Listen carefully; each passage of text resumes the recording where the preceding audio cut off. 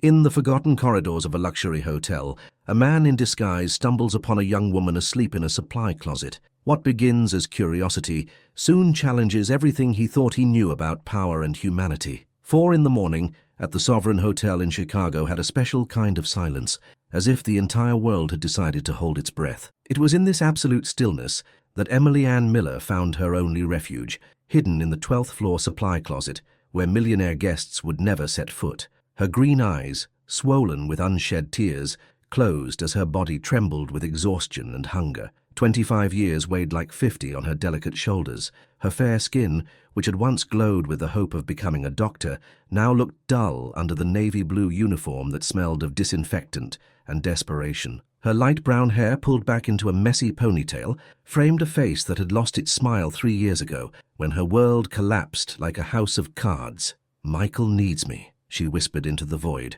remembering the innocent eyes of her 20-year-old brother, who was waiting for her in the small apartment they rented on the outskirts of the city. Autistic and dependent, Michael was her only family since their mother had died of cancer, taking with her the last remnants of their financial stability. Emily had been so close to finishing medical school at the University of Chicago. So close she could still taste the bitter memory of the anatomy textbook she'd had to sell to pay for her mother's funeral. The professors had promised she could return when her situation improved, but those words had become a cruel taunt that echoed in her mind every night. The closet smelled of cleaning products and the desperation of someone who had hit rock bottom. She had started sleeping there 2 weeks ago, when the landlord had threatened to evict them if she didn't pay the back rent.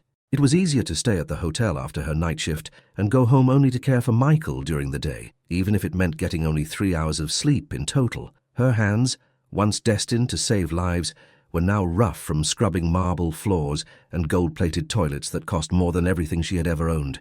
Every movement was a silent humiliation. Every reflection of herself she saw in the hotel's mirrors was a reminder of all she had lost.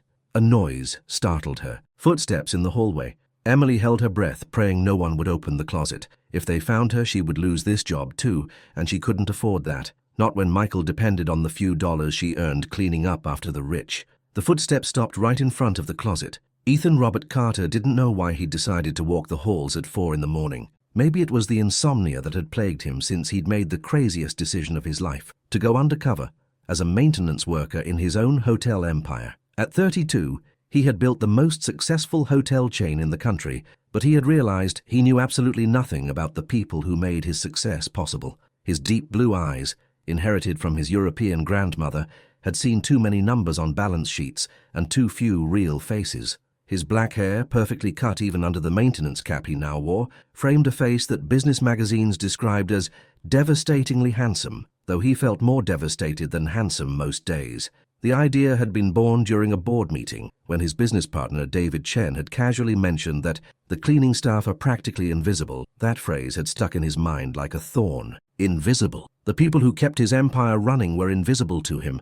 That very night he made the decision. He would go undercover for a month, working night shifts at his own hotel, to truly understand what it meant to build an empire on the backs of people he had never really seen. Now, dressed in the maintenance uniform, he walked the halls trying to understand how he had managed to create a world so disconnected from human reality. That's when he heard a muffled sob coming from the supply closet. Ethan stopped. In his world of executive meetings and gala dinners, the sounds of human pain were carefully filtered out. Here, in the silent dawn, that cry hit him like a slap in the face.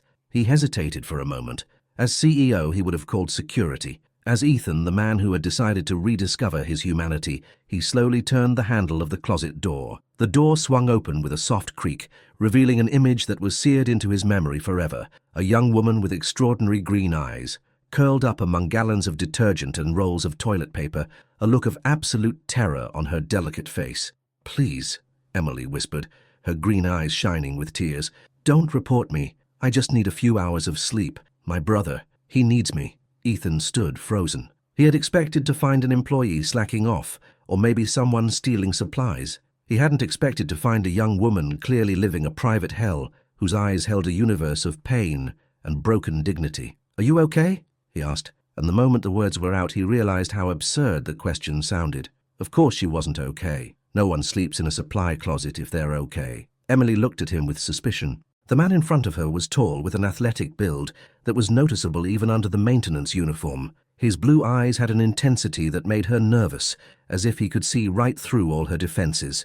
His fair skin and fine features suggested he wasn't born to clean floors, but in her desperate situation, those details seemed irrelevant.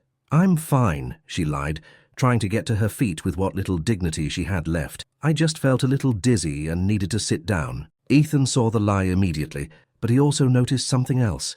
The way she held her back straight despite everything, the way she lifted her chin even as her eyes betrayed her vulnerability. There was a natural elegance in her movements that contrasted cruelly with her desperate situation. "When was the last time you ate something?" Ethan asked, not knowing why that question had come out of his mouth. Emily's eyes filled with tears again. There was something in this stranger's gentleness that completely disarmed her. For the past 3 years she had built an emotional armor to protect herself from the pity of others, because pity hurt more than indifference. "That's not your problem," she replied, trying to sound strong but failing miserably. "Maybe not," Ethan admitted, "but could you let me decide if I want to help?" Those words hung in the air between them like a lifeline Emily didn't know if she could afford to take. In her experience, help always came with a price, and she had already paid enough. "I don't need charity," she said, finally getting to her feet. Her petite stature made her look even more fragile next to Ethan, but there was a fire in her green eyes that reminded him that dignity had nothing to do with circumstances.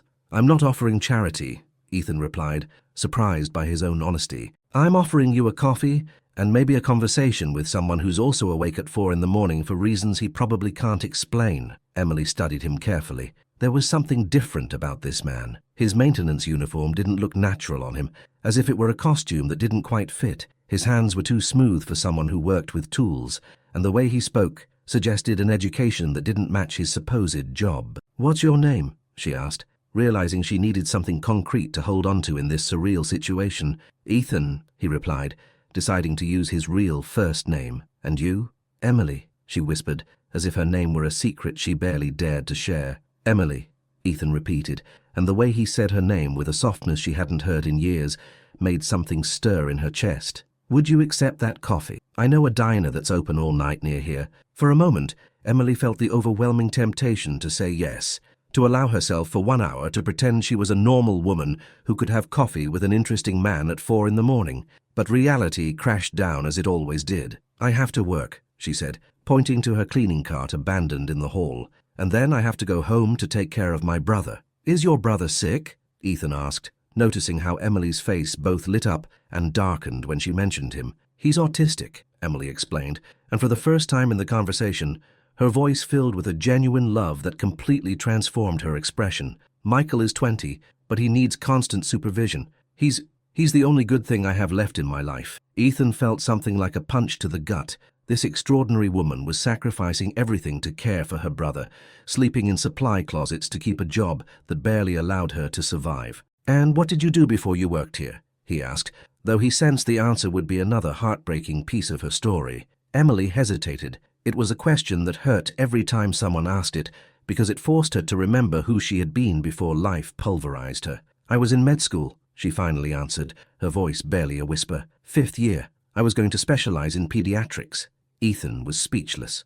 In front of him was a woman who had been on the verge of becoming a doctor, who would have likely saved lives and made a difference in the world, and now she was cleaning toilets to survive. "What happened?" he asked softly. "Life," Emily replied with a bitter smile that broke Ethan's heart into a million pieces. "My mother died of cancer when I was in my 4th year. The medical bills ate up all our savings, and when she died, it was just Michael and me, with nothing. I had to drop out of college to take care of him and find a job. Did you ever think about—" Ethan started to ask about institutions for Michael, but stopped when he saw the fierce expression that crossed Emily's face. "Putting him in a home," she finished the question for him. "Michael is not a burden. He's my brother, and he's my responsibility. Besides, I'm the only stable thing in his world. Separating us would destroy him." The passion in her voice, the protective fierceness she radiated when she spoke of Michael, showed Ethan a facet of human strength he had never witnessed in a boardroom. This woman had sacrificed her dreams without a moment's hesitation to protect someone she loved. "You're extraordinary," he said, unable to stop himself. Emily blushed, but immediately put her defenses back up. "I'm a woman who sleeps in supply closets," she replied. "There's nothing extraordinary about that." "You're wrong," Ethan said with an intensity that surprised her. "You're completely wrong." They looked at each other in a silence that seemed to last an eternity. Emily felt something she hadn't experienced in years, the feeling of being truly seen by someone. Not with pity, not with condescending sympathy, but with something that felt dangerously like respect and admiration. Ethan, for his part, realized that all his business decisions, all his successes and achievements, paled in comparison to the quiet courage of this woman who had turned sacrifice into an art form. "I have to go," Emily said at last, breaking the spell. "My shift ends in 2 hours and Michael wakes up early. Can I see you again?" Ethan asked, surprised by how much he needed a positive answer. Emily looked at him with a mix of longing and terror. Part of her desperately wanted to say yes, but the practical part, the one that had learned to survive, knew it was dangerous. "I don't think that's a good idea," she replied. "We work in the same place, and I can't afford complications." "What if it wasn't a complication?" Ethan pressed. "What if it was something good?" Emily felt her heart race, but she shook her head. "Good things don't happen in my life," she said, with a sadness that reached Ethan's soul. "But thank you for the coffee we didn't have and the conversation we shouldn't have had." She turned to leave, but Ethan stopped her with a word. "Emily." She turned back, and he saw fresh tears in her green eyes. "Your life can change," he said softly. "Things can get better." "I don't believe in miracles anymore," she replied, and walked away down the hall with her cleaning cart, leaving Ethan standing in the doorway of the supply closet, feeling as if he'd been hit by an emotional hurricane. As he watched her walk away, Ethan made a decision that would change both of their lives forever. He didn't know how, but he was going to prove to Emily Ann Miller that miracles still existed. And somewhere in her shielded heart, Emily felt a tiny flicker of something that looked dangerously like hope. Chapter 2. The following days turned into a strange dance of chance encounters and fleeting glances. Ethan had discreetly altered his schedules to coincide with Emily's shifts, inventing maintenance tasks on the floors where he knew she would be working. Every time he saw her, he felt that same pang in his chest, that mix of admiration and pain that was driving him crazy. Emily, for her part, had begun to notice the constant presence of the mysterious maintenance man. His blue eyes seemed to follow her down the hallways, and though she told herself to keep her distance, she couldn't deny that she looked forward to these casual encounters with an anticipation that scared her. It was early Friday morning when everything changed. Emily was cleaning the presidential suite on the 15th floor when she heard voices coming from the hallway. She immediately recognized the authoritarian tone of the hotel manager, Mr. Peterson, a 50-year-old man who seemed to derive pleasure from making people feel small. "Where is the cleaning woman?" Peterson boomed. "The presidential suite should be spotless by now." Emily's blood ran cold. She had been working on that suite for 2 hours and was almost finished, but she'd had to stop several times because her head was spinning from lack of food. "Sir, I'm almost done," she said, stepping out of the suite with trembling hands. Peterson looked her up and down with contempt. He was a portly man with small, cruel eyes who seemed to delight in humiliating the most vulnerable employees. "Almost done? It's 5 in the morning. The guests for this suite arrive in 3 hours, and you're almost done." "Sir, if you'll let me explain," Emily began, but Peterson cut her off. "I'm not interested in your excuses, Mary," he said, intentionally using the wrong name. "Your performance has been lacking lately. You're late, you look terrible, and now this." "My name is Emily, sir," she corrected him softly, trying to maintain her dignity. "I don't care what your name is," Peterson snapped. "Housekeepers are interchangeable. If you can't do the job, there are 100 women waiting to replace you." That's when Ethan appeared at the end of the hall. He had been waiting in the maintenance area when he heard Peterson's angry voice. What he saw filled him with a rage he didn't know he possessed. Peterson had Emily cornered against the wall, shouting at her while she kept her head down, clearly humiliated but trying not to cry. The image of this extraordinary woman being treated as disposable awakened a fierce, protective instinct in Ethan. "Is there a problem here?" Ethan asked, approaching with determined steps. Peterson turned, annoyed by the interruption. "And who are you?" he asked dismissively. "Ethan, night maintenance," he replied, keeping his voice calm though he was boiling with fury inside. "I heard raised voices and came to see if you needed help." "This is none of your business, employee," Peterson said, using the word employee as an insult. "Go back to fixing toilets or whatever it is you do." Ethan looked at Emily, whose eyes were fixed on the floor. He could see the tears she was fighting to hold back, the humiliation radiating from every line of her body, and he felt something inside him snap. "Maybe I could help with the cleaning," Ethan offered. "I've finished my tasks and have some free time." Peterson laughed cruelly. Maintenance man helping with the cleaning. What's next? You offering to run the hotel for me? I'm just trying to be helpful, Ethan replied, fighting the urge to reveal who he really was and fire Peterson on the spot. Well, make yourself useful and get lost, Peterson ordered. Then he turned back to Emily. And you? Finish this suite in 30 minutes or find another job. Peterson stormed off down the hall, leaving Ethan and Emily alone. She finally looked up, and Ethan saw that she had managed to hold back the tears, but at a great cost. Thank you, she whispered. You didn't have to do that. Yes, I did, Ethan answered, with an intensity that surprised her. No one deserves to be treated like that. Emily looked at him with a mixture of gratitude and confusion. Why do you care? She asked. You don't even know me. Ethan took a step closer, and Emily could smell his subtle cologne, see the small crinkles around his eyes that spoke of someone who had smiled a lot in his life, even if he wasn't smiling now. I know you better than you think, he said softly. I know your strength, your dedication, your love for your brother. I know your dignity even when others try to strip it away. Ethan's words touched something deep in Emily's heart, something that had been dormant for so long she had forgotten it existed. I shouldn't be talking to you, she said, but without conviction. Why not? Because, Emily searched for the right words, because when someone is kind to me, I start to remember what it feels like to be human, and that makes me vulnerable. Ethan's heart broke. This woman had been forced to suffocate her own humanity to survive, and he desperately wanted to help her reclaim it. What if being vulnerable wasn't a bad thing? He asked. In my world, being vulnerable means you get hurt, Emily replied with brutal honesty. What if there was another world? Ethan insisted. Emily looked into his eyes, those blue eyes that seemed to see straight into her soul, and for a moment she allowed herself to dream. I have to finish the suite, she said finally, returning to reality. I'll help you, Ethan offered again. You can't, Emily protested. If Peterson sees you, Peterson's an idiot, Ethan said with more vehemence than he intended. Emily laughed for the first time since he'd met her, a small musical laugh that lit up her entire face and showed Ethan what she looked like when life wasn't crushing her. Yes, he is, she admitted, but he's my idiot boss, and I need this job. What if you didn't need it? Ethan asked, though he knew it was a dangerous question. What do you mean? Emily asked, with a mix of curiosity and alarm. Ethan realized he was treading on dangerous ground. He couldn't reveal who he really was, but he also couldn't bear to see her suffer like this.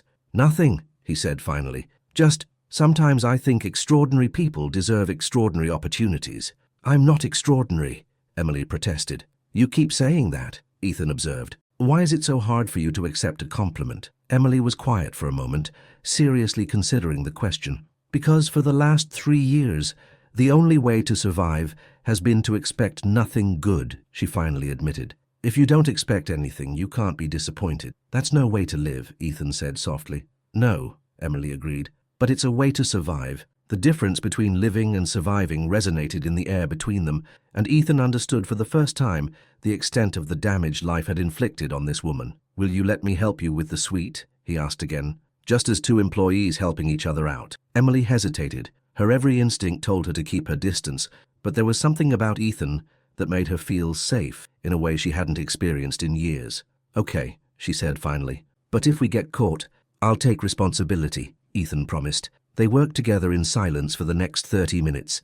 Ethan watched how Emily attended to every detail with meticulous care, how her delicate hands transformed the space with a precision that spoke of intelligence and education. It was obvious she had been trained for something much more important than cleaning hotel rooms. Do you miss medicine? Ethan asked, while polishing a mirror. Emily paused in her task of arranging the sofa cushions. Every day, she admitted, especially when I see a story on the news about doctors saving lives. I wonder what kind of doctor I would have been. What made you choose pediatrics? Ethan asked, genuinely curious. Emily's face lit up with a warmth that completely transformed her features.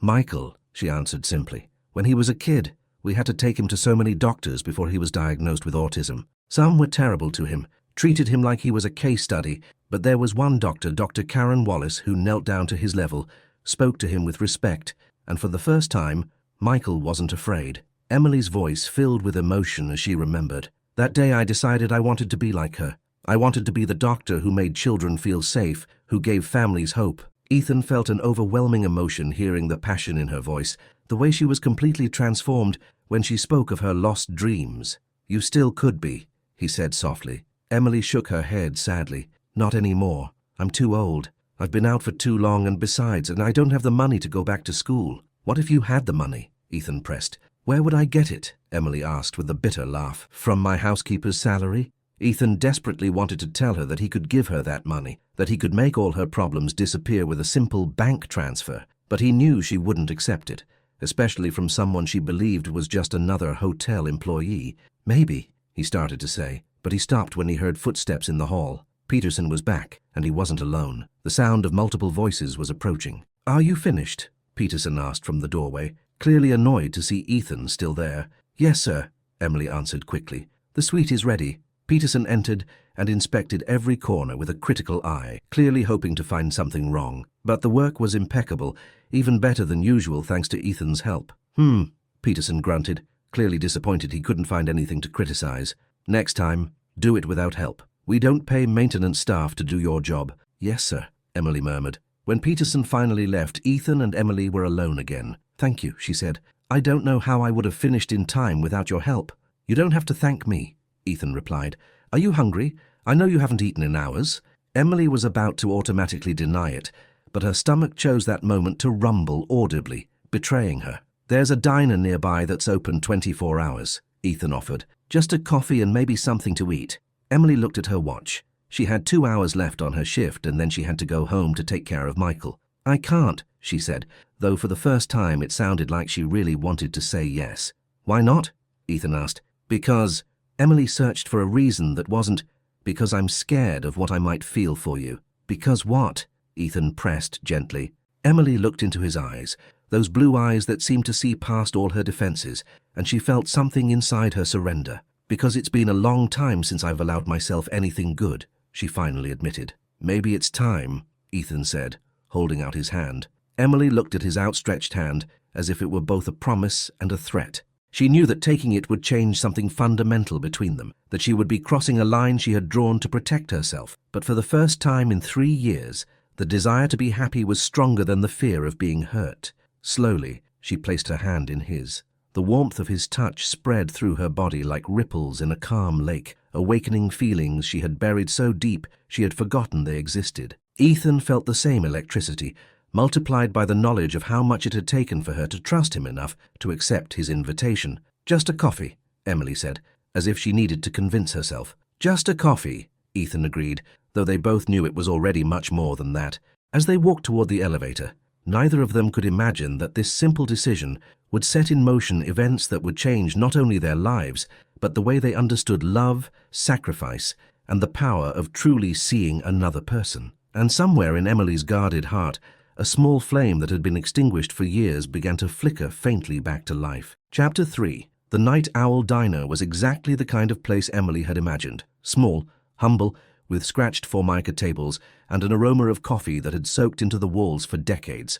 It was the kind of place where people like her could afford to sit without feeling out of place. Ethan followed her to a corner booth, watching as she instinctively chose the seat that gave her a view of the door. It was a habit developed by people who had learned to always be on alert, always ready to flee. What do you want to drink? Ethan asked, though he'd already noticed how her eyes had fixed on the menu prices with the anxiety of someone who counts every dollar. Just coffee is fine, Emily answered quickly. When was the last time you had a real meal? Ethan asked softly. Emily blushed, obviously uncomfortable with the question. I eat every day, she lied. Ethan gave her a look that clearly said he didn't believe her, but he didn't press the issue. Instead, when the waitress, an older woman with kind eyes named Carol, came over, he ordered 2 coffees, donuts, a full breakfast plate with pancakes and bacon, and fresh fruit.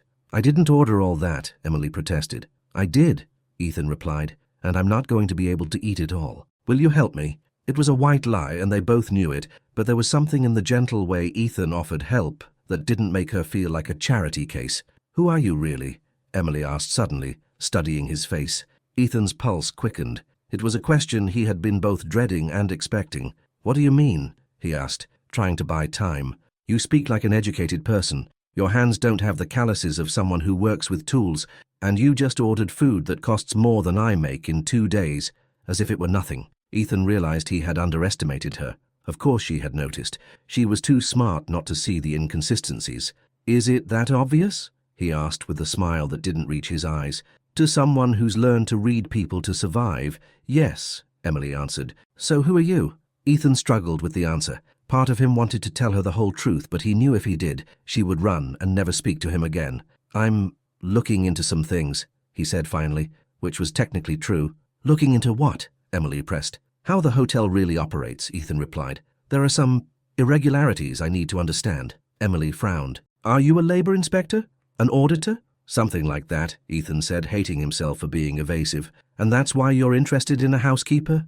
Emily asked, and there was a vulnerability in her voice that broke Ethan's heart. "No," Ethan said firmly, leaning forward. "I'm interested in you because you're extraordinary, because you have a strength I've never seen before, and because when I look at you, I see someone who deserves so much more than what life has given her." The words hung in the air between them, charged with an emotional honesty that neither of them expected. Emily felt her eyes well up with tears. It had been so long since anyone had seen her as more than a function, more than just hands that cleaned, and a silent presence that did the work others didn't want. "You don't know anything about me," she whispered. "I know you sacrificed your dreams for your brother without a second thought," Ethan said. "I know you work double shifts without complaining, that you maintain your dignity even when others try to take it from you, and that you have the most beautiful smile I've ever seen in my life." Emily gasped. No one had ever spoken to her like that, with that mix of reverence and desire that made her feel like she was something precious. "Why are you telling me this?" she asked, her voice barely a whisper. "Because it's true," Ethan replied, "and because I think it's been a long time since anyone told you the truth about how incredible you are." The waitress arrived with the food, breaking the intimate moment, but the emotional tension continued to vibrate between them. Emily looked at the plate of pancakes and bacon in front of her as if it were a gift from the gods.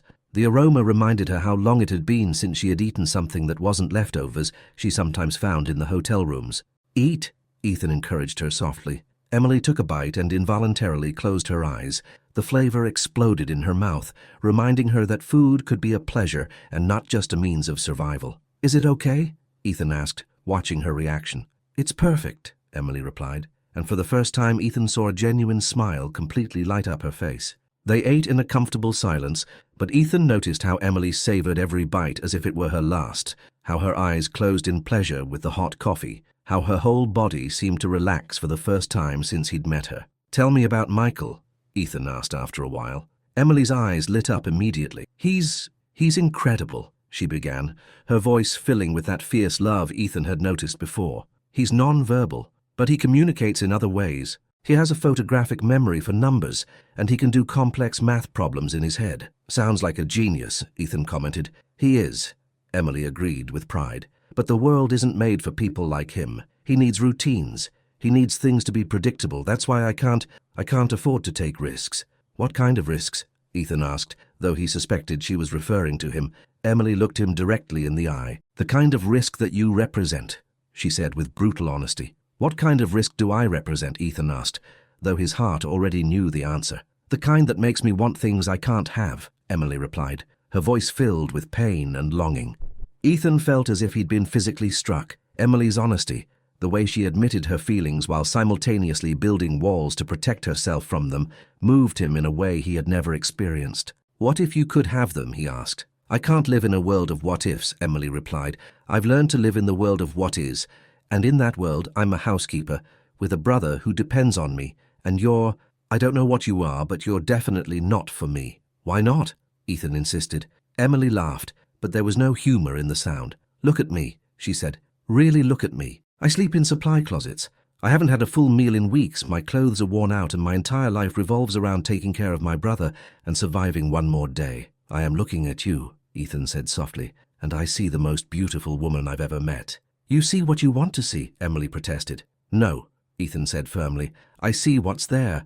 I see your strength, your compassion, your intelligence. I see someone who has faced more adversity than most people do in a lifetime and has kept her humanity intact." Emily felt tears threatening to spill again. Ethan's words were touching parts of her she had kept buried for so long that it hurt to feel them awaken. "Do you know what the cruelest part of all this is?" she asked in a broken voice. "What?" Ethan asked softly. "That for the first time in 3 years when I'm with you, I let myself remember what it feels like to be more than a survivor. I let myself remember that I once had dreams, that I once laughed without thinking about the consequences, that I once believed I deserved good things." Ethan felt his heart both break and fill with hope at the same time. "And that's a bad thing?" he asked. It's dangerous, Emily replied. Because when this is over, when you realize I'm not who you thought I was, I'll have to bury all of that again. And I don't know if I can do it a second time. Ethan leaned forward and took her hands in his. They were small and rough from work, but they fit perfectly in his. What if it doesn't have to end? He asked. Everything ends, Emily replied, but she didn't pull her hands away. Not everything, Ethan insisted. They stayed like that for a moment, hands clasped on the table, looking into each other's eyes as if trying to memorize every detail. I have to go, Emily said finally, though she made no move to get up. I know, Ethan replied, though he didn't let go of her hands either. Michael wakes up in 2 hours, she explained. I know, Ethan repeated, and I have to get some sleep before then, she continued. Where? Ethan asked, though he feared the answer. Emily hesitated. At home, she lied. In the supply closet? Ethan corrected gently. Emily blushed, confirming his suspicions. Emily, Ethan said, fighting the urge to solve all her problems at once, you can't keep living like this. It's temporary, she replied, though they both knew she had no idea when or how her situation might improve. Come with me, Ethan said impulsively. What? Emily asked, alarmed. I have an apartment near here. You can sleep for a few hours in a real bed, with clean sheets and a real pillow. Emily shook her head immediately. I can't do that. Why not? Because I don't really know you, she said, though that wasn't the real reason. What's the real reason? Ethan asked, reading her expression. Emily looked at him with those green eyes that seemed to hold oceans of pain and hope. Because I'm afraid of what might happen, she finally admitted. Afraid of me? Ethan asked, his heart pounding. Afraid of me, Emily corrected. Afraid of what I might do, what I might feel, how vulnerable I might become. Ethan understood. It wasn't her physical safety she was worried about, it was her emotional safety. She had built such high walls to protect herself that the idea of letting them down, even for a few hours, terrified her. Nothing has to happen, Ethan promised. Just sleep, just a few hours of real rest. Emily fought with herself. Her mind told her it was crazy, that it was dangerous, that she had to maintain her boundaries, but her body reminded her how long it had been since she'd slept in a real bed, how much her bones ached from sleeping on the closet floor. You really wouldn't expect anything in return? She asked, hating herself for the question but needing to be sure. Ethan's expression darkened as he understood the implications of her question. Emily, he said firmly, I would never expect or ask for something like that. You are too important to me to treat you with so little respect. The sincerity in his voice, the way he looked at her as if she were something precious and fragile that needed protection, finally broke through her defenses. Okay, she whispered, but just for a few hours. Just for a few hours, Ethan promised, though in his heart he knew that every moment he spent with her was changing him in ways he hadn't foreseen. As they left the diner together, neither of them knew that this decision would lead them to a moment of truth that would test everything they thought they knew about love, trust, and the power of secrets, to either destroy or build bridges between two wounded souls. Chapter 4. Ethan's apartment was everything Emily had imagined and feared. Modest but elegant, with quality furniture that spoke of someone with resources but no ostentation. The windows offered a panoramic view of Chicago she had never seen from that height, and for a moment she stood frozen in the entryway, feeling as if she had crossed into a completely different world. Are you okay? Ethan asked, noticing her expression of awe mixed with discomfort. It's beautiful, Emily whispered, not daring to touch anything. Do you really live here? Ethan felt a pang of guilt. This apartment was actually one of his more modest properties, a place he kept for when he needed to escape the opulence of his main penthouse. To him, it was simple. To Emily, it was a palace. Yes, he replied, leading her toward the sofa. Do you want something to drink? Water? Tea? Just water is fine, Emily replied, sitting on the edge of the sofa as if she were afraid to get it dirty. Ethan brought her a glass of water and sat across from her, watching as her eyes scanned the apartment with a mixture of admiration and sadness that broke his heart. What are you thinking about? He asked softly. About how different this is from everything I know, Emily admitted. Michael has never been in a place like this. He doesn't even know places like this exist. Would you like to bring him here sometime? Ethan asked impulsively, without thinking through the implications of the offer. Emily looked at him with an expression of such intense longing that Ethan felt his breath catch. Would you really say that? She asked. You'd let an autistic boy who sometimes has meltdowns come to your beautiful apartment? Of course, Ethan replied without hesitation.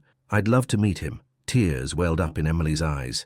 In 3 years, No one had shown any interest in meeting Michael. Most people acted as if he were a shameful burden she had to drag around, something she should get rid of so she could have a normal life. "Why are you so different?" she asked, her voice thick with emotion. "Different how?" Ethan asked, though his heart was racing because he knew they were approaching dangerous territory. "Most of the men who've shown interest in me, well, there haven't been many, but the few who did always wanted me to pretend Michael didn't exist, as if he were a flaw I had to hide." Ethan felt a fierce anger toward those men who had been so blind and cruel. "Then they weren't worthy of you," he said firmly. "Michael is a part of who you are. To love you means to love all of you, including your dedication to him." The word love hung in the air between them like an accidental confession. Emily gasped, and Ethan realized what he had said. "Ethan," Emily began, but he interrupted her. "I know it's too soon for that word," he said quickly, "but I can't pretend that what I feel for you is something casual." Emily stood up abruptly, walking to the window as if she needed space to breathe. "You can't feel that," she said, her voice trembling. "You don't know me well enough. I know you well enough to know that you're brave, compassionate, intelligent, and beautiful," Ethan replied, approaching but keeping a respectful distance. "I know you well enough to know that you've sacrificed everything for someone you love, and that despite everything you've lost, you're still the strongest person I've ever met." "I'm not strong," Emily protested, tears streaming down her cheeks. "If I were strong, I would have found a way to take care of Michael without destroying my own life. If I were strong, I wouldn't be sleeping in supply closets." Ethan couldn't hold back any longer. He closed the distance and took her hands in his. "Emily, look at me," he pleaded softly. When she lifted her eyes to his, Ethan saw all the vulnerability she had been hiding. "You are the strongest person I've ever met, because you keep getting up every day. Because despite everything, you haven't lost your capacity to love. Because when you look at me, I can still see hope in your eyes." "What if that hope is what destroys me?" Emily whispered. "What if it's what saves you?" Ethan answered. They stood there looking into each other's eyes, hands clasped on the verge of something they both knew would change everything. The tension between them was palpable, charged with desire, fear, hope, and a connection neither had ever experienced before. "I should get some sleep," Emily said finally, though she made no move to pull away. "The bedroom is down the hall," Ethan pointed. "There are clean clothes in the closet if you want to change." "Where will you sleep?" Emily asked. "On the sofa," Ethan replied immediately. "I can't kick you out of your own bed," she protested. "You're not kicking me out," Ethan said with a gentle smile. "I'm offering you what you need." Emily looked at him for a long moment, as if trying to solve a puzzle. "Who are you really, Ethan?" she asked again. "And don't tell me you're just someone investigating the hotel. There's something more, something you're not telling me." Ethan felt the moment of truth had arrived, but he also knew that revealing everything now could destroy the fragile connection they had built. "There are things about me that might change how you see me," he finally admitted. "What kind of things?" Emily asked, her heart racing. "The kind of things that explain why I can afford this apartment, why I know so much about the hotel, why—" Ethan trailed off, struggling for words. "Why what?" Emily insisted. "Why I have the power to change your situation if you'd let me," Ethan finished. Emily froze. Her worst fears began to take shape in her mind. "What do you mean by that?" she asked, her voice barely a whisper. "I mean that I'm not just a maintenance worker," Ethan admitted. "I have influence at the hotel." "What kind of influence?" Emily asked, though a part of her no longer wanted to know the answer. Ethan struggled with the words. He knew this moment would define everything that could ever be between them. "The kind of influence that could ensure you never have to sleep in a supply closet again," he said finally. "The kind that could help you go back to school, that could make sure Michael has all the care he needs." Emily gasped. Ethan's words confirmed her deepest suspicions and awakened her most terrible fears. Have you been playing with me?" she asked, her voice laden with pain and betrayal. "No," Ethan answered immediately. "I have never played with you. What I feel for you is real." "But you lied to me about who you are," Emily accused. Ethan couldn't deny it. "Yes," he admitted. "But not because I wanted to hurt you, because I knew if you knew the truth from the beginning, you would have never given me a chance to really know you." "And now I'm supposed to be grateful?" Emily asked, her voice rising. "Am I supposed to thank you for deceiving me?" "No," Ethan said desperately. "You're supposed to— I don't know what you're supposed to do. I just know that what's between us is real, no matter how it started." Emily pulled away from him as if she'd been struck. "Do you know the difference between you and me, Ethan?" she asked, tears running freely down her face. "I don't have the luxury of pretending to be someone else. My poverty, my desperation, my situation, it's all real. I can't hide behind lies because my reality is too raw to disguise." "Emily, please."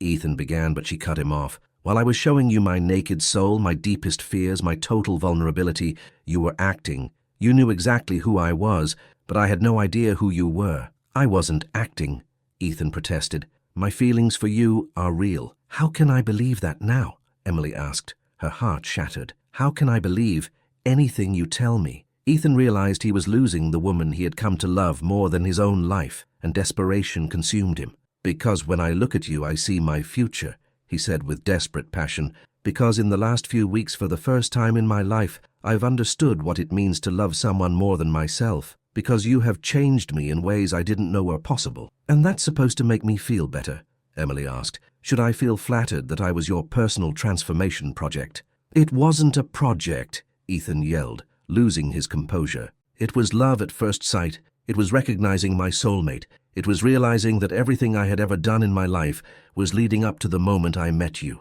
The words echoed in the apartment, charged with a brutal honesty that left them both shaking. Don't say that to me, Emily whispered. Don't tell me you love me when you lied to me from the very first moment. I love you, Ethan repeated, stepping closer. I love you more than I knew it was possible to love someone. Stop, Emily said, backing away. Just stop. They stood in silence for a moment, staring at each other from opposite sides of a chasm that seemed impossible to cross. Who are you, really? Emily asked finally, her voice devoid of all emotion. Ethan knew the time for the complete truth had come. There was no turning back. I'm Ethan Carter, he said, watching as the recognition of the surname slowly dawned on Emily's expression. I'm the owner of the Carter Hotel Group, including the Sovereign Hotel where you work. Emily stood completely still, as if she had been turned to stone. The air seemed to leave the room, and for a moment, Ethan thought she might faint. You're my boss, she whispered finally. Technically, yes, Ethan admitted. You're a billionaire, Emily continued, as if processing each word. Yes, and I'm your housekeeper, she said, her voice laden with a humiliation that cut Ethan like a knife. You're so much more than that, Ethan protested. Oh, really? Emily asked with a bitter laugh. Because from where I'm standing, it looks like that's exactly what I am. A housekeeper so pathetic that sleeping in supply closets is her only option, so desperate she accepts food from a stranger, so stupid she falls for the man who has the power to destroy the only source of income she has. You're not pathetic, Ethan said desperately. You're incredible. Is that why you deceived me? Emily asked. Because I'm so incredible? Or is it because you wanted to play at being normal for a while, and I was insignificant enough to be your experiment? It wasn't like that, Ethan shouted. I swear it wasn't like that. Then explain it to me, Emily demanded. Explain to me exactly why you decided to deceive a vulnerable, desperate woman. Ethan ran his hands through his hair, struggling to find the words that could save what was between them. At first it was because I wanted to understand how my company really worked, he began. I wanted to see if the employees were treated fairly, if there were problems that weren't reaching me. And then? Emily asked. Then I met you, Ethan said simply. And everything changed. It wasn't about the company anymore. It was about you, about getting to know you, about not wanting what you felt for me to change because you suddenly knew I had money. What is that supposed to mean? Emily asked. It means I've had enough relationships where women saw me as a walking bank account, Ethan explained. With you, for the first time, someone saw me. Not my money, not my position, not what I could do for them. Just me. And you thought you had the right to steal that choice from me? Emily asked, her voice rising again. I thought you had the right to decide for me whether I would accept you or not. Ethan realized how selfish his decision had been, but it was too late to change it. I was scared, he admitted. I was scared of losing you before I even had a chance for you to know me. And now you've lost me anyway, Emily observed with a sad smile. Don't you see the irony? Ethan felt his world collapse. He had tried to protect his connection with Emily by lying, and in the end he had destroyed any chance of a future together. Is there any way to fix this? He asked, his voice thick with desperation. Emily looked at him for a long moment, and Ethan saw the exact moment something broke irreparably in her green eyes. I don't know, she answered finally. I don't know if I can ever trust you again. I don't know if I can ever look at you without wondering what other lies you're telling me. There are no other lies, Ethan promised. How can I know that? Emily asked. How can I know anything now? Ethan had no answer for that. He had fooled himself into thinking he could control the consequences of his lies, that he could reveal the truth on his own terms, and Emily would understand. I'm leaving, Emily announced, heading for the door. Where are you going to go? Ethan asked, panic in his voice. Not your problem, Emily replied. Yes, it is, Ethan insisted. Everything about you is my problem now. Emily turned to him with an expression of fury Ethan had never seen. No, she said, her voice so cold it made him flinch. Nothing of mine is your problem. Nothing of mine is your responsibility. And nothing I feel for you means anything now. Emily, please, Ethan begged. No, she repeated. It's over. Whatever was between us, it's over. And with those words, she left the apartment, closing the door behind her with a softness that was more devastating than any slam. Ethan stood in the center of his apartment, surrounded by a luxury that suddenly felt empty and meaningless, knowing he had lost the one person who had ever made his life truly matter. Outside, Emily walked through the pre-dawn streets of Chicago, tears streaming freely down her face, feeling as if she had lost something precious that had never really been hers. And in both their hearts a question echoed with devastating force. Can love survive betrayal, or are there lies that kill even the deepest of feelings? Chapter 5. The days following the revelation were the darkest in both their lives. Emily had returned to her routine of survival with a renewed desperation, but now every task at the hotel felt like an additional humiliation. She knew that somewhere in that building, in offices she had never seen, Ethan Carter ran an empire while she cleaned up the remnants of other people's lives. She had stopped sleeping in the supply closet, not because she had found a better alternative, but because every time she walked down that hallway, she remembered the first time Ethan had found her there. Instead, she had started sleeping in the small break room in the basement, among the industrial washing machines, where the constant noise drowned out the sound of her own tears. Michael had noticed the change immediately. Her brother had a special sensitivity to emotions, and although he couldn't express it with words, he had begun to snuggle up against her more often, as if he knew she needed comfort. "Are you sad, Emily?" he had asked her one morning with his limited sign language, and she'd had to lock herself in the bathroom to cry because the innocence of his question had struck her shattered heart directly. Ethan, for his part, had completely abandoned his maintenance worker charade. He had returned to his office on the executive floor, but found it impossible to concentrate on anything other than Emily. He had tripled the hotel's security, not to protect himself, but to ensure Emily was safe, even though he knew she would never find out. He had tried to approach her several times, but whenever he saw her in the hallways, she would disappear like a ghost. It was as if she had perfected the art of invisibility, something Ethan now understood she had been practicing long before she met him. David Chen, his partner and closest friend, had noticed the radical change in Ethan. "So you look like a walking ghost," he had commented during an executive meeting. "What happened to you?" Ethan didn't know how to explain that he had found the love of his life and lost her in the same month. He didn't know how to say that for the first time. He understood the true cost of his privilege. It was David who finally told him about the rumors circulating among the hotel staff. "There's a housekeeper who's been living in the hotel basement," he said over lunch. "Peterson wants to fire her, says she's a liability and violating company policy." Ethan's blood ran cold. "Which employee?" he asked, though he already knew the answer. "Emily something. Miller, I think. A young woman with green eyes. Peterson says she's problematic, that she's been acting strangely lately." Ethan had to use all his willpower not to jump out of his chair and run to the basement immediately. "Problematic how?" he asked in a controlled voice. "Apparently she's been avoiding supervisors, working odd hours, and someone saw her sleeping on the premises. Peterson wants to make an example of her." "No," Ethan said with a firmness that surprised David. "No what?" "No one gets fired without my direct approval," Ethan declared. "Especially not that employee." David looked at him curiously. "Do you know her?" Ethan struggled with his response. I've heard good things about her work," he lied. "I'll make sure she receives the support she needs." But Ethan knew his corporate interventions couldn't repair the damage he had caused to Emily's heart. He knew he needed something more direct, more personal. That night, he waited in the basement until she arrived for her makeshift sleep shift. When Emily saw him standing by the washing machines, her face transformed into a mask of fury and pain. "What are you doing here?" she asked, her voice as sharp as broken glass. "I came to talk to you," Ethan replied. "We have nothing to talk about," Emily retorted, turning her back on him. "We have everything to talk about," Ethan insisted. "We need to talk about us, about what we feel, about the future." Emily laughed, but there was no humor in the sound. "Future? What future are you talking about, Ethan? The future where I'm your subordinate employee and you're my billionaire boss. The future where every person who sees us will think I'm a gold digger who slept with her boss to improve her situation?"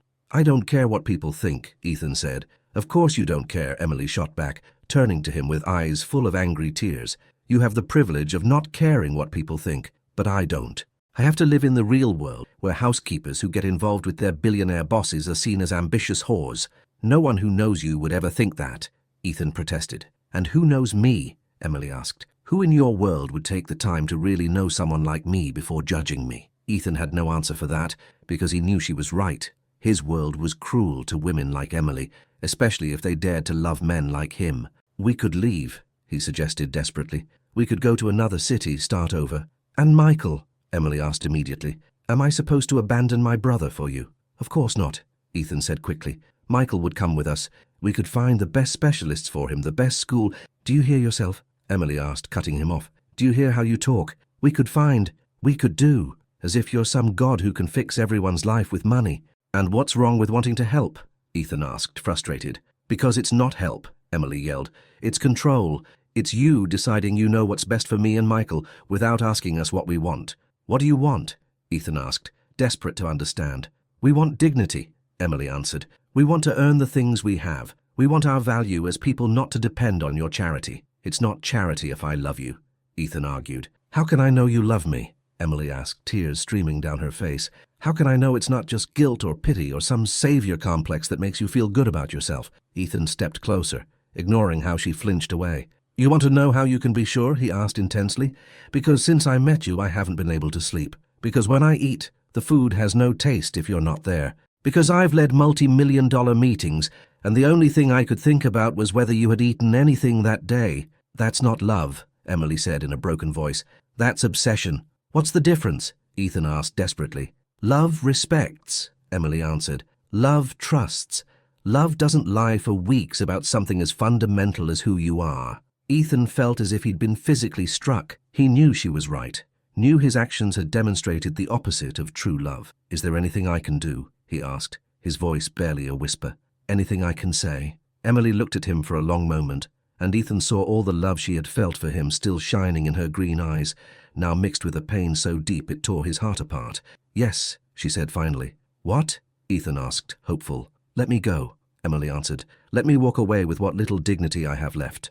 "I can't do that," Ethan replied immediately. "Why not?" "Because without you I'm nothing," Ethan admitted with brutal honesty. "Because you've changed me in ways I didn't know were possible. Because when I look at you, I see the person I want to be." "And that's supposed to make me feel good?" Emily asked. "Knowing that I'm only important to you because I serve as a mirror for your personal growth." Ethan realized that every word he said only made things worse. No matter how much love he felt for her, he had damaged her trust in a way that seemed irreparable. "I love you," he said simply, because it was the only truth he had left. "I know," Emily replied, and those two words were more devastating than any rejection. "And that's the cruelest part of all this. I know you love me, and I love you too. But love isn't enough when it's built on lies. Can we start over?" Ethan begged. "Can we pretend we met today with no secrets, no lies?" Emily shook her head sadly. "It doesn't work like that," she said. "You can't uninvent the pain you caused. You can't pretend the weeks of deception didn't happen." "So this is it?" Ethan asked, feeling his world crumble. "We're just going to let my mistakes destroy something beautiful?" "You already destroyed it," Emily replied with infinite sadness. "I'm just acknowledging the reality." They stood in silence for a moment, surrounded by the noise of the washing machines, aware that this was likely the last real conversation they would ever have. "What will happen to you?" Ethan asked, worried despite everything. "I'll survive," Emily answered. "It's what I've been doing for 3 years, and it's what I'll keep doing." "And Michael?" "Michael and I will be fine," Emily said, with a determination she didn't feel. "We've always been fine without anyone's help, and we'll continue to be." "What if I—" Ethan started, but Emily interrupted him. "If you really love me," she said firmly, "you'll let me go. You'll let me try to rebuild my life without the shadow of this situation." Ethan knew she was right, but every fiber of his being rebelled against the idea of walking away from her. Can I ask you something?" he requested. "What?" "Was there a moment, even just one, when you were happy with me?" he asked, desperately needing to know there had been something real between them. Emily closed her eyes, and when she opened them, they were full of tears.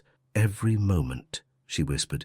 "Every damn moment with you was the happiest I'd been in years, and that's why this hurts so much." With those words, Emily turned and walked toward the stairs, leaving Ethan standing in the industrial basement, surrounded by the echo of machines and the sound of his own breaking heart. But what neither of them knew was that Michael had been waiting for Emily at home, more anxious than usual with something important to tell her. And what he would reveal that night would change everything Emily thought she knew about her situation, about Ethan, and about the possibility of forgiveness and new beginnings.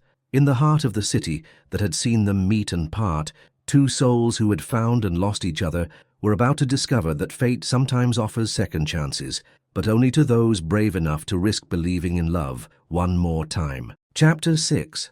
Emily arrived home that morning with a heart more broken than it had been since her mother's death. Michael was waiting up for her, which was unusual, sitting on his bed with an anxious expression that immediately alarmed his sister. "What's wrong, my love?"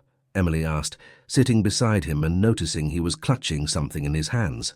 Michael held out an elegant envelope that Emily immediately recognized as expensive stationery. Her name was written on the front in a script she didn't recognize. "Where did you get this?" she asked, taking the envelope with trembling hands. Michael pointed toward the door and then made the gesture he used for tall man, followed by the one for sad eyes. Emily's heart leapt into her throat. Ethan had been at their apartment. He had met Michael. With trembling fingers, she opened the envelope. Inside was a handwritten letter and something else that made her gasp. The official readmission documents to the University of Chicago Medical School, fully paid for the next 2 years. The letter was long, written in a hand that trembled with emotion. "Dearest Emily, I know I have no right to do this after everything that has happened between us. I know you will probably see this as another form of control, another attempt to buy your forgiveness. But I swear to you on everything that is sacred to me that it is not. When I came to your home this afternoon, Michael opened the door. He didn't know who I was, but he invited me to sit with a gentleness that immediately reminded me where you get your kindness. He showed me his drawings, he showed me his special calculator, and somehow, without words, he made me understand that he knew I was important to you. Emily, your brother is extraordinary. He is brilliant, sensitive, and has a purity of soul I have never seen. I understand why you have sacrificed everything for him. I understand why you love him so fiercely. After meeting him, I love him too. But what struck me most was when he pointed to a picture of you at your high school graduation, dressed in your cap and gown, smiling with a hope that broke my heart, because I know that I have been part of the reason that hope was lost. These readmission documents are not an attempt to buy you. They are an attempt to give you back something you should have never lost. Your mother died dreaming of seeing you become a doctor, and Michael deserves to have a sister who can fulfill her dreams.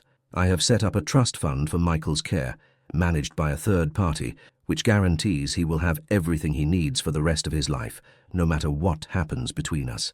This is not charity, Emily. It is justice. It is acknowledging that the world owes people like you something better. I have also fired Peterson. It was past time for someone like him to go, and your dignity should not depend on the whims of small men with temporary power. I know that none of this repairs the damage I caused you.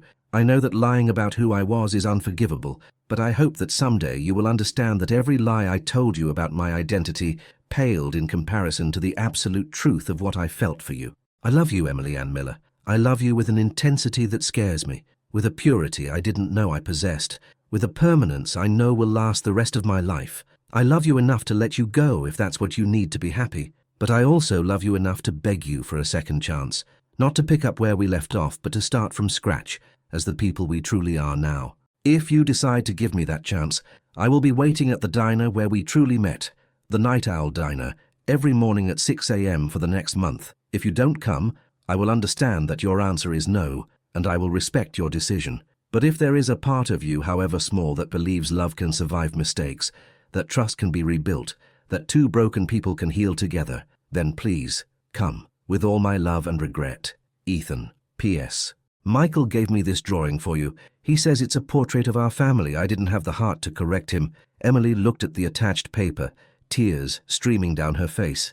It was one of Michael's drawings of 3 figures holding hands, a woman with long hair, a tall man, and a smaller figure in the middle. Above it he had written in his careful script, Emily, Ethan, Michael, happy family. Did you like Ethan? She asked Michael, using sign language. Michael nodded enthusiastically and then made a series of signs that Emily interpreted as kind, smart, and loves you. How do you know he loves me? Emily asked, curious. Michael pointed to his own eyes, then made the sign for tears, followed by the sign for when he sees you. Emily caught her breath. Michael had seen tears in Ethan's eyes when they talked about her. For the next 3 days, Emily read and reread the letter until the words were etched into her memory. She checked the university documents a dozen times, unable to believe they were real. She called the trust administrator for Michael and confirmed that everything was legitimate, that her brother would be cared for life no matter what decision she made. It was real. All of it was real. Ethan hadn't lied about his feelings. He had lied about his identity, but his feelings had been painfully genuine. On the 4th day, Emily woke at 5:30 a.m., her heart pounding like a drum. She dressed carefully, not in her work uniform but in the only nice dress she owned, one she had bought for her high school graduation and had kept like a treasure. She kissed Michael goodbye on the forehead. "Are you going to see Ethan?" he asked with his signs. "I don't know," Emily answered honestly. "Do you love him?" Michael asked. Emily hesitated for a moment before answering. "Yes," she admitted, "I do." Michael smiled and made the sign for go. The diner was nearly empty when Emily arrived at 5:55. She hesitated at the door, peering through the glass. Ethan was there, sitting at the same table where they had shared their first real meal, 2 cups of coffee in front of him and an expression of hope mixed with terror. When he saw her, he stood up so quickly he nearly knocked over his chair. His blue eyes met her green ones through the glass, and Emily saw the same love she had seen from the beginning, but now without disguise, without lies, completely naked and vulnerable. Emily pushed the door open and walked inside. "You came," Ethan said, as if he couldn't believe it was real. "I came," Emily confirmed, staying near the door. "Do you want to sit?" Ethan asked nervously. Emily nodded and walked to the table, noticing how Ethan's hands trembled as he pulled out her chair. They sat in silence for a moment, just looking at each other, reacquainting themselves as if for the first time. "I read your letter," Emily said finally. "And?"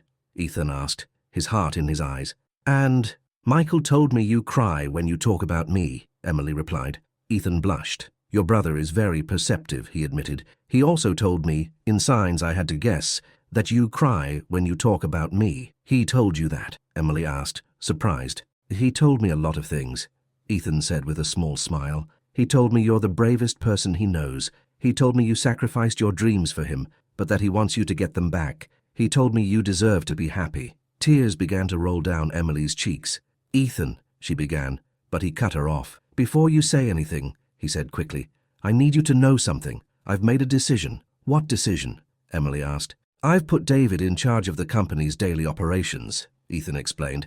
"I'm going back to school too." "What?" Emily asked, confused.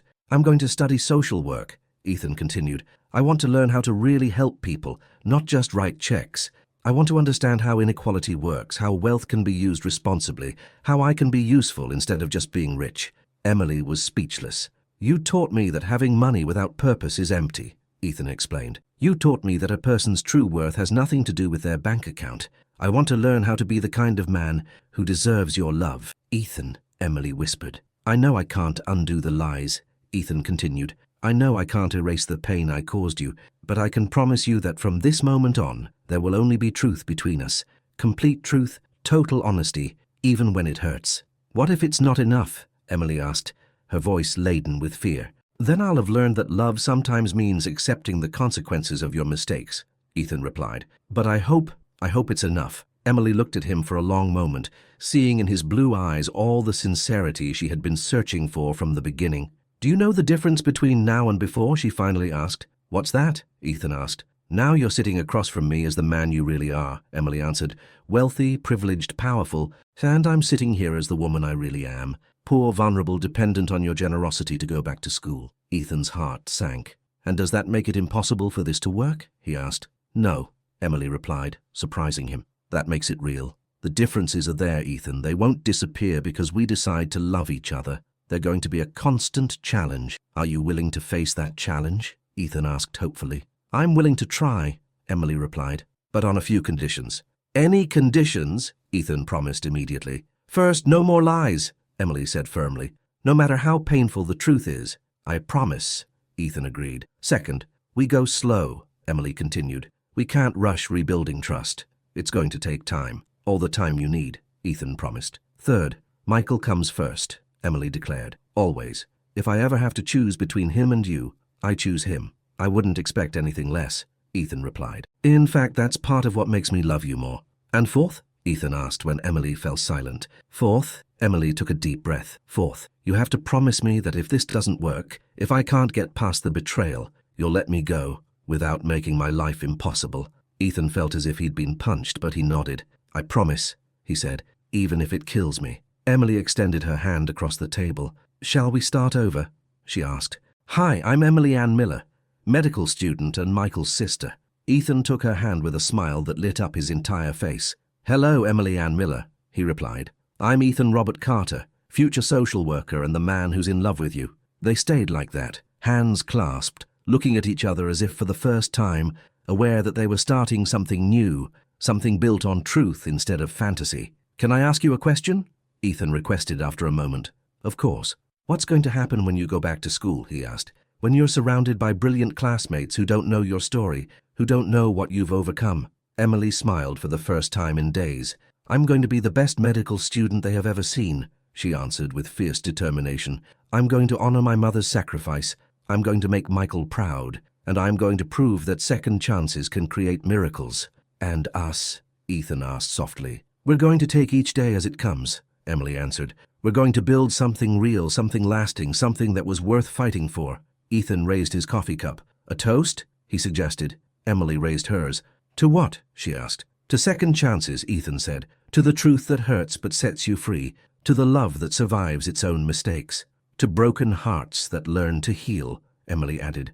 To dreams that seemed lost but find new ways to flourish. To Michael, Ethan continued, who taught us that true love is simple, pure and unconditional. And to us, Emily finished, who learned that real love isn't perfect, but it's authentic. They gently clinked their cups, and as they looked into each other's eyes, they both saw the future unfolding before them, difficult, uncertain, but filled with possibilities that had once seemed impossible. Epilogue. 2 years later, Dr.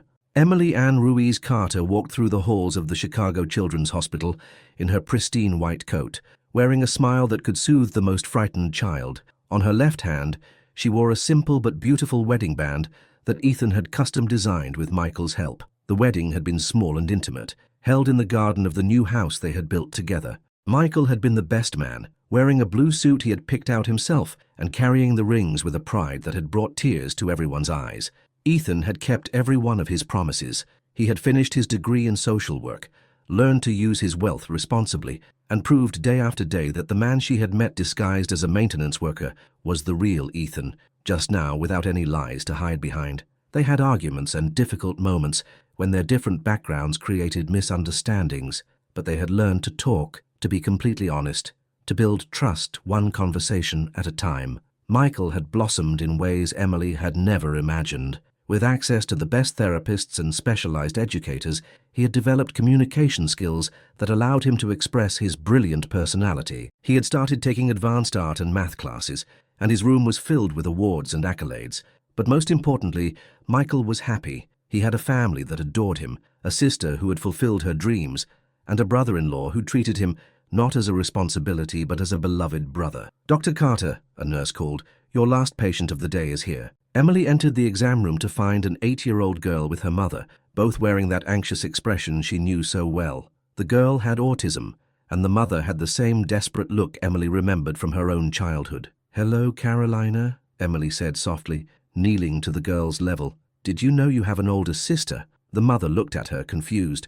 My brother Michael, Emily explained with a smile. He's autistic too, and he's one of the most extraordinary people I know. For the next hour, Emily not only examined Carolina, but also talked to the mother about resources, hope, and the beauty of loving someone who sees the world differently. When they left, the mother had a list of contacts, a hopeful smile, and Emily's personal card with an invitation to call whenever she needed support. It was Emily's favorite part of her job, not just healing bodies, but healing families, giving hope where there was once despair. When she arrived home that night, she found Ethan in the kitchen making dinner with Michael, the two of them laughing at something Michael had drawn. The scene was so perfectly domestic, so full of genuine love, that Emily paused in the doorway to savor the moment. How was your day, Dr. Carter? Ethan asked, coming over to give her a welcome home kiss. Perfect, Emily replied, and she meant it. And yours, social worker Carter? Better now that you're home, Ethan said, and after 2 years of marriage, his words still made her heart skip a beat. Michael came over and showed them his latest drawing. the three of them together on a beach with a tiny fourth figure he had added. "Who's that?" Emily asked, pointing to the new figure. Michael smiled mysteriously and pointed to Emily's belly, which had just begun to show the very first signs of a pregnancy that only she and Ethan knew about. "How did he know?" Ethan asked, astonished. Michael just shrugged as if it were obvious, and then made the sign he had developed for complete family. That night, as Emily drifted off to sleep in Ethan's arms, she thought about the path that had led them here. They had started at the lowest points of their lives. She sleeping in supply closets, he lost in a world of empty privilege. Now they had a family, careers that filled them with purpose, and a love that had survived lies, class differences, and the challenge of rebuilding trust from the ground up. "What are you thinking about?" Ethan asked, noticing she was still awake. "About miracles," Emily answered softly. "About how sometimes the worst circumstances lead us to the best things." "Are you talking about us?" Ethan asked. "I'm talking about everything," Emily replied. "About Michael flourishing in ways I never imagined, about you finding a real purpose for your life, about me becoming the doctor I always dreamed I'd be, about us creating something beautiful from impossible circumstances." Ethan held her tighter. "You know my favorite part of our story?" he asked. "What?" "That it didn't end when we thought it was over," Ethan said. "That true love doesn't give up even when it seems impossible." Emily smiled in the darkness.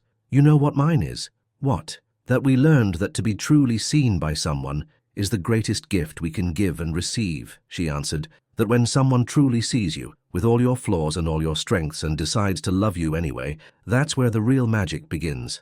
They fell asleep in each other's arms, while in the next room Michael slept surrounded by his family drawings, each one capturing a moment of happiness he had perceived with his own special kind of magic. And somewhere in the universe, the souls of all the mothers who had dreamed of better lives for their children smiled, knowing that sometimes, against all odds, the most beautiful dreams really do come true.